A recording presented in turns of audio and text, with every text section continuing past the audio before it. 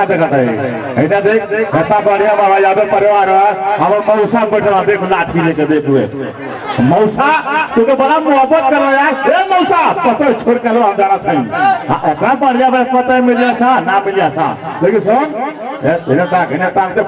चक्रों से लकड़ी कोलगेट में हंसे नाबाल लेके आना लेकिन यादव परिवार है ना तुमको पता है तुम यादव परिवार में आई मार डाली स्वीटहार्ट ये सुना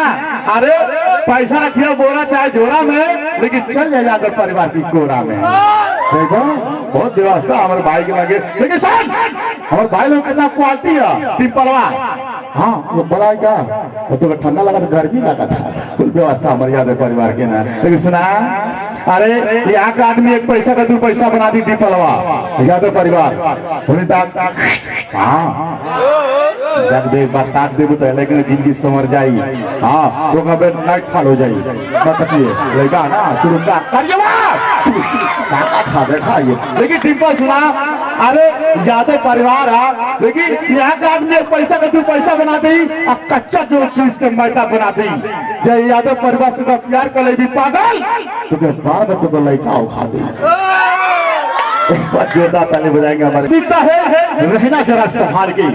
बेचने वाले हवा को बेच देते हैं गुब्बारे में डाल के यहाँ सच बिकता है झूठ बिकता है बीतती हर कहानी तीनों लोग में फैला है फिर भी बोतल में बिकता है पानी के लिए टोपी तो अपनी पगड़ी बेच देता है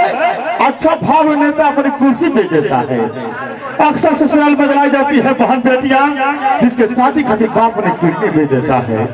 बिक धरती गगन बिक न जाए चांद पर भी बिक न की जमीन कहीं डर सूर्य की तपन बिक न जाए